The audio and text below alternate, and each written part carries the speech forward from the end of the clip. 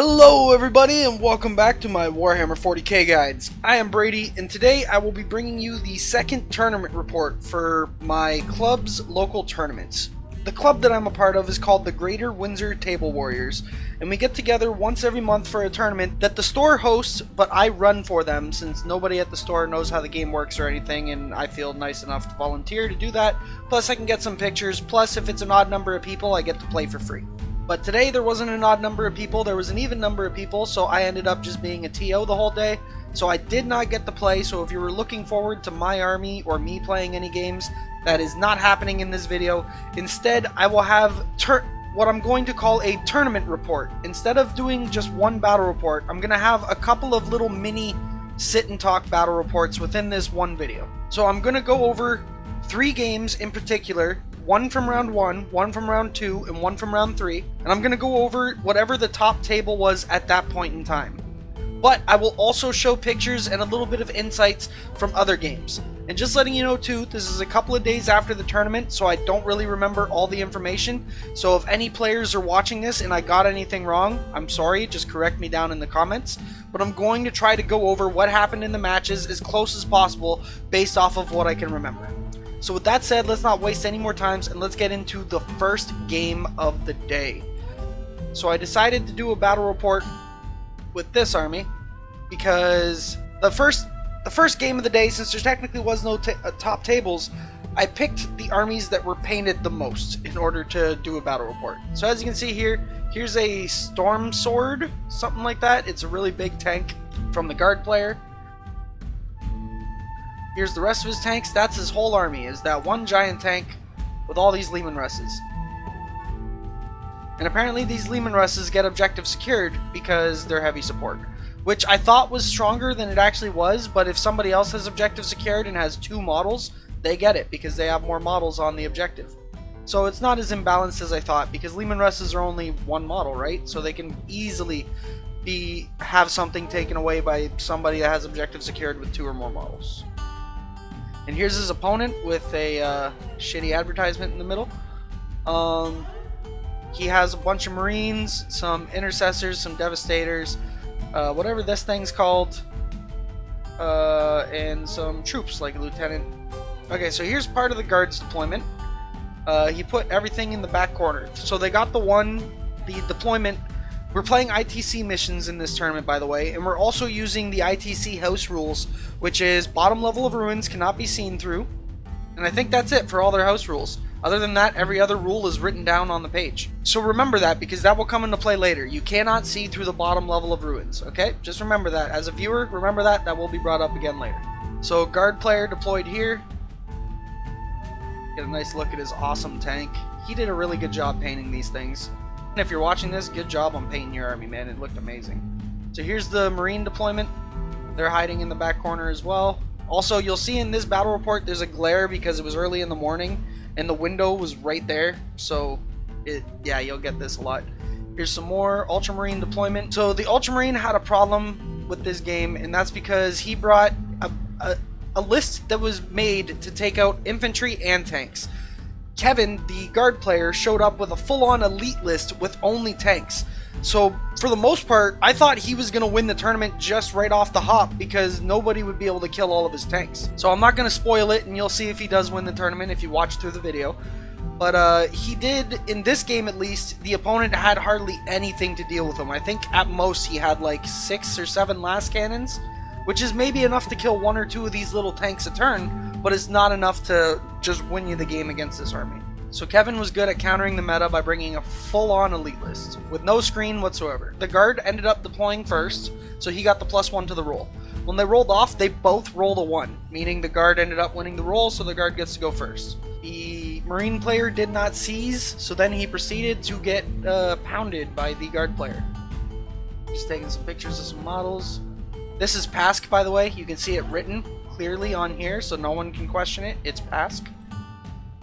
Here's the rest of his tanks.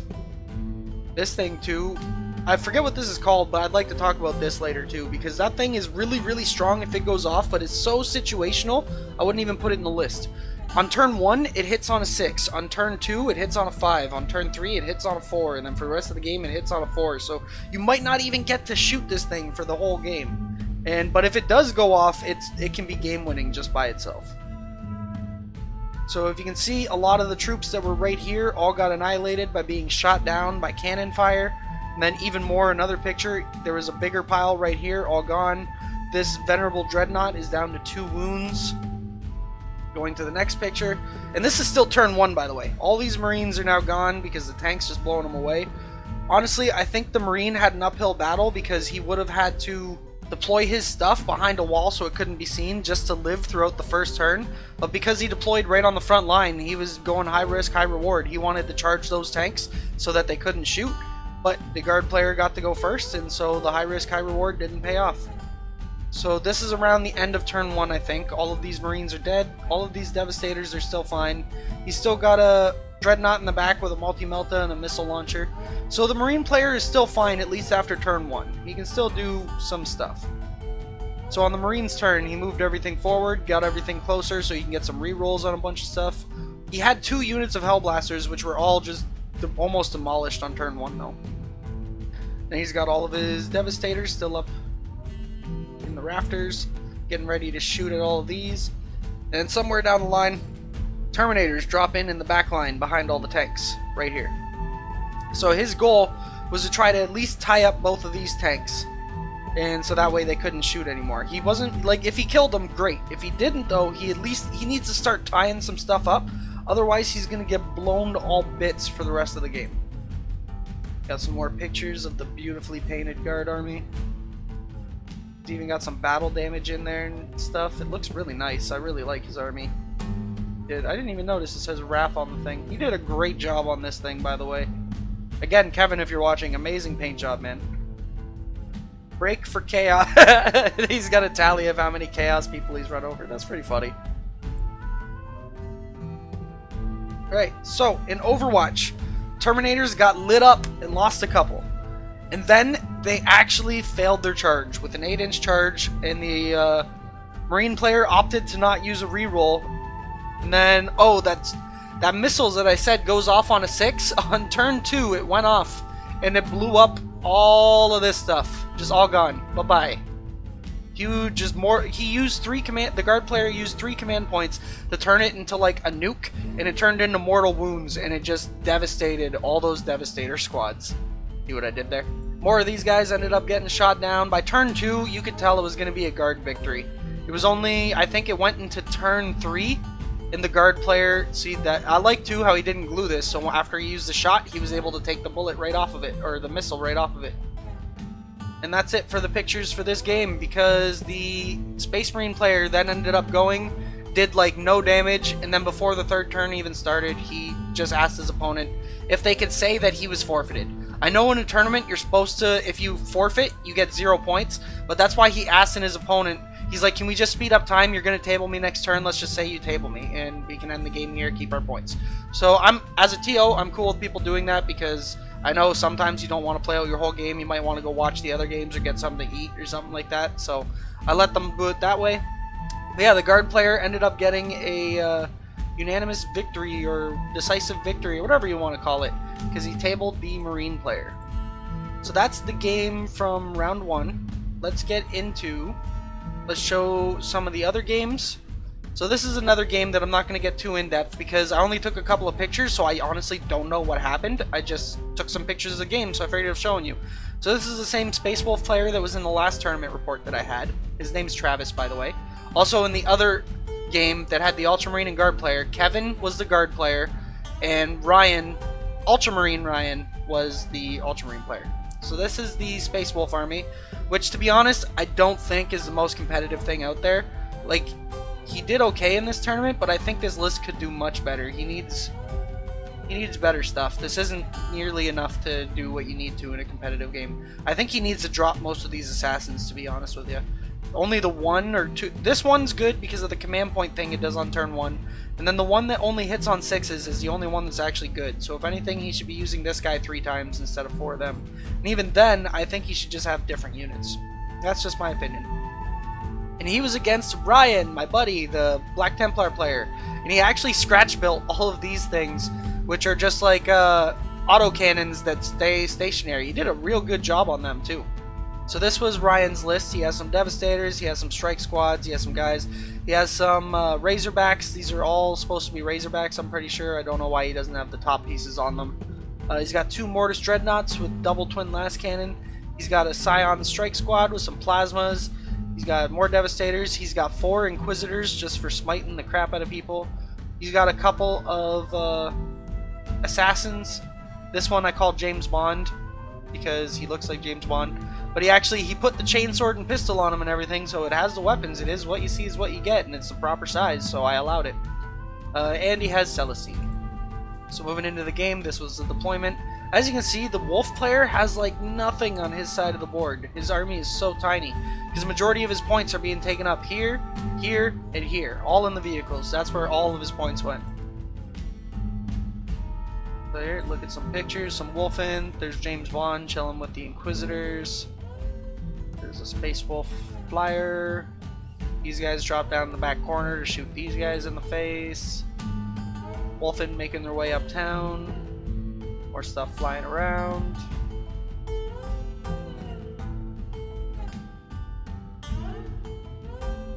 Looks like it was a good battle, but overall, so that's the end of those pictures. McKay ended up winning that game. So the guard player won, and Ryan, who is also McKay, he won that game. So then the last game from round 1 is the Grey Tide Chaos player from the last tournament report against a new Space Marine player that none of you have seen before named Yavor. Yavor's one of the more competitive players in the club. There's a group of like 4 or 5 guys that are super competitive, but they haven't bothered to come out to a tournament yet. I don't know why, but I don't know, they just haven't bothered to come out. But Yavor actually showed up today, so that's why I was hoping to play too, because I would have a good time playing against him in the tournament as well. It would be a very competitive match. But I wasn't able to play because it was an even number of people, so I just got to watch. So Yavor came in. This is part of his list.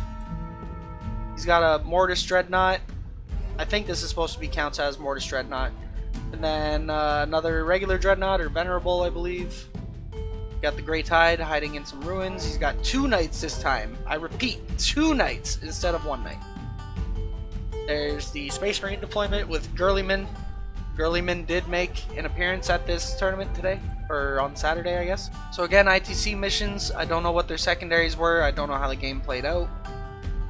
But this was after turn 1. That's how much of the Chaos Space Marine players' stuff died. That's how much of the Space Marines players' stuff died. Then they continued, kept going. It was actually at this point, it was a fairly close game. Still had some Devastators. Got Gurleyman hiding in the ruins. I think I'm going to use this picture as the background for the tournament report because that looks awesome. Yavor, your army is painted fucking amazing. That's such a nice army. Okay, moving on. So here's more of his dead stuff at the end of round 2, I think. And then here's where the game kind of went backwards. And we were talking about this. So the Chaos player was upset because he got tabled because this thing died. But this thing only died because it got close to Gilliman. This thing should have been farther back off, still just popping shots all day. And the Chaos player might have been fine. He should have used his range to his advantage, and instead he wanted to get in there and stomp some people. So I don't blame him. I like stomping people too. But it wasn't the most optimal thing to do. He should have stayed back, stayed on an objective, got points for that while killing shit through shooting. And he ended up getting too close to Gilliman, and Gilliman went toe-to-toe with the knight and actually ended up killing the knight. And then after that, that was basically the end of the game. So after that game, Yavor ended up winning that one. So far we have an Ultramarine that won, Black Templars that won, and Imperial Guard. So in game 2, the 2 players with the highest scores are the ones that are supposed to play. So the next actual battle report is going to be the Ultramarines against the Battle Tanks. So here's the tanks deployment. And now this game is going to have a lot to talk about because there was a couple of things that the guard player was upset with, and just things that I want to discuss and go over. Just go over some things. Let me continue. Let's just go on. We'll continue from there. So here's the Ultramarine deployment, not getting any cover for most of his guys. They're all out in the open. This thing's right here. So this is the deployment. They had the spearhead deployment, which I think is like hammer and anvil, except it's triangular. So this is why all of his stuff is here. He's got Pask way out in front. He's got these guys in the side. So the guard player, his idea was he's got a couple of guns that are only 24 inches, like on Pask and stuff. So he wanted them up close as much as possible. But the problem with this is that all the Ultramarine player has to do is touch any of these tanks, and those tanks are now useless. So because this guy opted to play without a screen, because when I even brought up a screen, he didn't know what a screen was, like having cheap infantry to block your guys. He didn't understand the concept of using cheap guys out front to block, because he's like, well, then they're just going to shoot at your cheap guys and blah blah blah. Yeah, but if they're shooting at the cheap guys, they're not shooting at the tanks. So you're forcing their hand in what they have to shoot at in order to get stuff done. But anyways, moving forward, the guard player was insanely pissed off at the fact that you couldn't see through the bottom of this ruin. So all these windows in this door, you can't see through. So this is completely line of sight blocking. He knew that while doing his deployment. And instead of deploying properly, which in my opinion would have been putting some tanks here, then on his turn, he can move tanks over this way, move tanks over that way, and then you got perfect firing lines right at these guys. And then even if he has to keep moving up, just go up the side of the board to stay away from this big blob that's going to hide in the terrain. So Yavor moves all his stuff into the terrain. You can see the guard player just sitting here. So now when it's the guard player's turn, the guard player moves up and moves right here, right in front of the stuff that's going to charge him. Like, I don't understand. Why would you put your stuff, like, you know infantry can walk through walls, right? Why would you put your stuff here so that the infantry can walk through the wall and just touch all your tanks? You're essentially, look, 5 tanks are going to be useless next turn if Yavor plays it properly. And Yavor is one of the competitive players in the club, so you know he's going to play it properly. Again, if you go back, he should have moved his tanks this way and that way. That way he could still shoot at all this stuff in the back, but he wouldn't get immediately charged by the stuff that's in here. All of his guns have a good, like, the 24-inch range probably goes to, like, back here, right? Oh, back to, like, here, probably. So he could easily be hidden over here, shooting this stuff, and not take any damage. But instead, he decided to get his tanks closer to the infantry that just want to touch it. Like, if you look at it, and Yavor was even saying it, Yavor does not have the stuff to kill this army with shooting.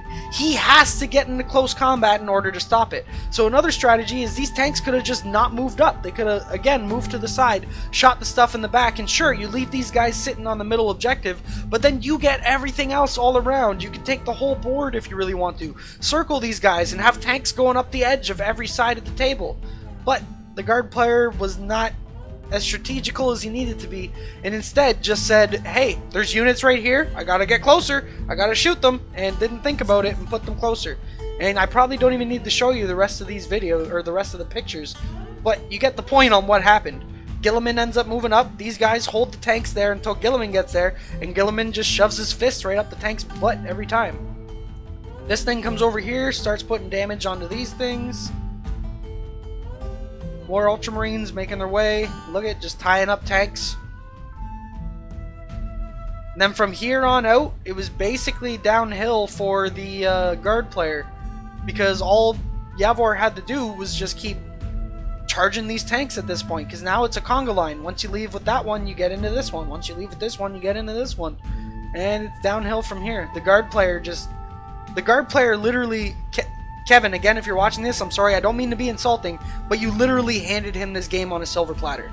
You're like, here's my tanks that if I don't get charged, I'll win the game. Here, charge them. Have fun. Turn 2, charge my tanks. It was not, like, see where this tank is? That's where the rest of your tanks should all be, right there, in this area. That way they can shoot over here, kill these guys, and sure, he's got a couple guys hiding in the fucking building, but then just move up this way until you end up getting over here and then shoot inside that way. It was just very, very bad strategy on the guard side. Oh, and then this thing popped out to be able to shoot. Also, if you see all these Marines back here, that's his dead pile. So those aren't actually alive. He just has them in the dead pile because we didn't have any extra tables really to put stuff on, so he just put all his dead pile back here. I think these two are alive, but everything else back here is dead. So all these Marines just keep moving up. This tank, he went to go... Also, the player didn't know. He thought objective secured just means he gets it no matter what. He didn't realize that in 8th edition, if 2 units have objective secured, whoever has more models gets it. So he tried to take this objective away from the Marine player, but the Marine player still had objective secured and more models, so he ends up getting that. And we can just continue to go through, but it's just at this point, Gilliman just runs through the whole army. He just keeps going, and the guard player at this point was not too happy. But that was the game. Strategy beat not strategy. It's not strategical to like, with the way the guard player wanted to play, we might as well take all the terrain off the board and just have an empty board and let people shoot each other. But that's not going to be fun. You want to move your units. You want to feel like it's an actual battleground. You don't want to just sit there and I shoot you, you shoot me. This isn't a slapping contest where I slap you, then you slap me, then I slap you until someone gives up. That's not what 40k is. 40k is supposed to be about strategy. So you need these rules where you have line of sight blocking terrain that forces you to have to do strategy. And again, most of this problem could have been solved if the guard player had picked this side instead of the other side. So it was just strategy and lack of experience that honestly lost this guard player the game. So that was the second game, so Yavor won that one, so now Yavor's undefeated. So let's move on to the next game, which is Ultramarines vs. Wolves. So this is Ryan against Travis. So we have the Wolves with his tiny elite army, yet again, against the Ultramarines kind of elite army. Move forward. Again, for this, I only watched Yavor's game this round, so these pictures are more or less just pictures. I don't know what happened, so I'm just going to go through them real quick. Let you guys see what or let you guys try to piece out what happened, because I have no clue. Going this stuff, Terminators probably ended up killing those guys. Got some Wolfen making their way downtown, walking fast, faces past while they're homebound.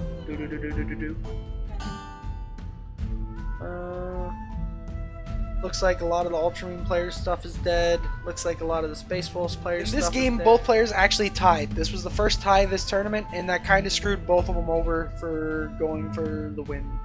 Actually, no, they both lost their first round, so it didn't really matter. But yeah, this game was a tie. It was the only tie for the tournament. And then the last game of round 2 was the Black Templar vs. Chaos. So here's the Chaos. With a very unoptimal deployment, he should have had his shooty guys, these ones, back here where they could get cover, and then shoot with them. The Chaos player wants to go stomp on stuff with the Knights, but the Knights aren't meant to stomp on stuff. Like, they can do it, but you want to leave them in the back where they can shoot all day. Also, the Demon Prince being here was very bad deployment. Demon Prince should also be hiding back here, and you'll see why pretty soon. So Celestine's making her way uptown, walking fast, faces past. That's supposed to be in the other game. I guess I put together pictures by accident. Oops.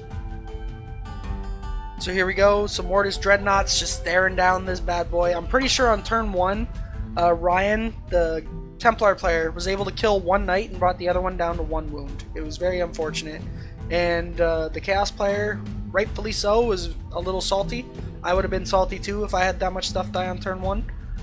But yeah, again, he should have had his stuff in the back corner, so he could get cover, plus most of this stuff would have to move in order to shoot. Or to be in range to shoot, I should say.